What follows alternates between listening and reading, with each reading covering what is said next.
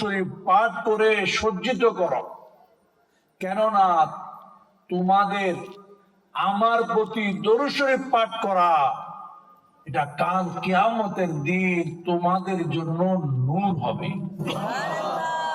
অর্থাৎ আমরা আজকে যে বৈঠক, আমাদের যে গ্যাদারিং, আমাদের যে আড্ডা, আমাদের যে মিটিং যেগুলা হয়, ওইগুলার মধ্যে যদি আমরা আমার নবীর উপর দরুদ শরীফ পাঠ করি, ওই মিটিংকে, ওই গ্যাদারিংকে, ওই মজলিসকে, ওই বৈঠককে যদি দরুদ পাঠ করার মাধ্যমে সাজিয়ে নিই, তাহলে এই দরুদ কাল কিয়ামতে আমার আপনার জন্য নূর হবে।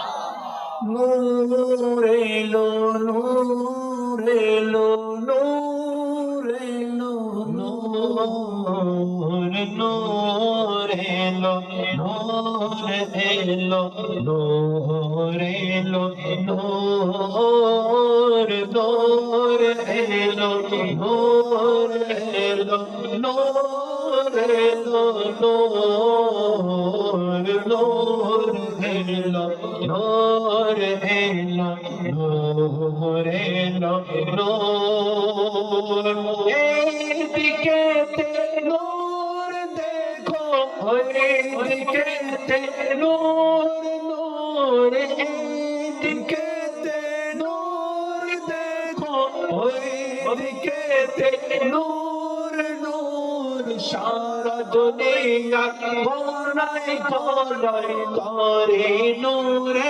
ভরপুর।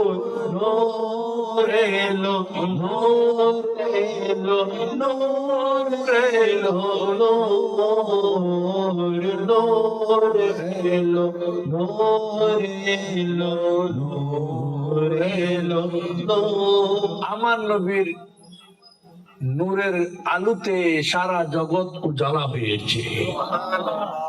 এই জন্য আমার আমির আহলে সুন্নাত কি বলে, ইস तरफ जो नूर है तो उस तरफ भी नूर, नूर इस तरफ भी नूर देखो, उस तरफ भी नूर, नूर नूर एलो, नूर एलो, नूर एलो, नूर नूर एलो, नूर एलो, नूर एलो।